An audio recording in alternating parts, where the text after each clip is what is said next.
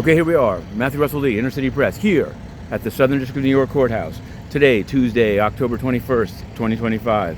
Okay, well, on the Diddy beat, we knew it would happen, and it did. Yesterday, they filed the notice of appeal. The judgment was entered.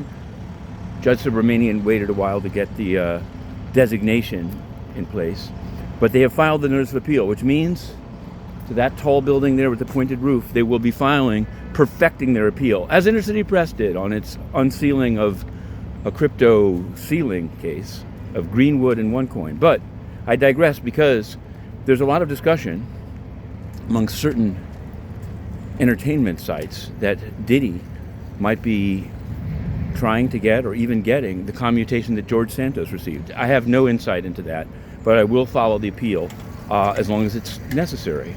And we'll just have to see. Also, very closely covering the trial, the Crypto Bros trial of U.S. versus Pereri Bueno. Yesterday, their previous co-worker, Travis Chen, was on the stand all day. He's gotten a non-prosecution agreement, so clearly he's working with the government.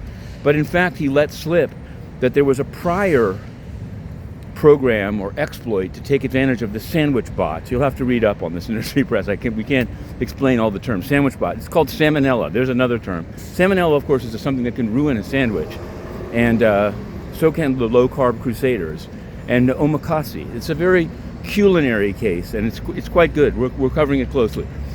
We left, however, to go to the state court and cover a much more gruesome case in which Daniel Hayden, a substance abuse counselor, was thrown off a party boat not far from here on the East River, and then after being drunkenly thrown off for being drunk, kind of beaten up. It's unclear why he wasn't arrested.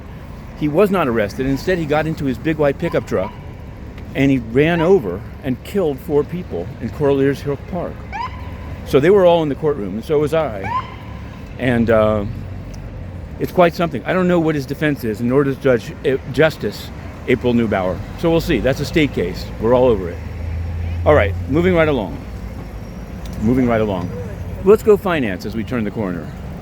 Yesterday, at the expiration of the comment period on PNC First Bank, the Fed belatedly did put in questions to PNC. So we published them.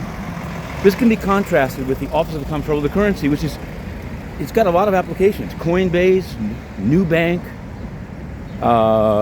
Ripple, Circle, and we don't see any of their questions. So, I mean, I'm open-minded. I think from the coverage you can see not necessarily anti-crypto, but I think there has to be, it's a big thing, and there has to be some more transparency.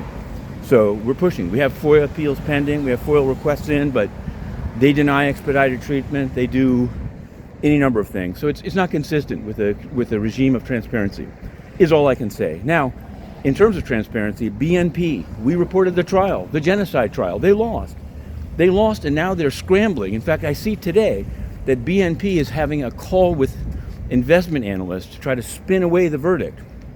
First, I got to say again, there was really no one else covering the trial, so it's interesting. But those who will take the spin didn't see the trial and the gruesome evidence of BNP's absolute, it's not even amoral. Immoral is the word I'm going to do, having covered the trial. You can find the book. It's called Banking on Dictators, and it includes their defense that the UN did the same thing, and it's true. So you'd think that the UN would care, having failed in Sudan for so long, now that the RSF, with their Chinese and UAE-provided drones, are blowing up the Khartoum airport. You'd think that the UN would care, because people are starving to death. But you know what?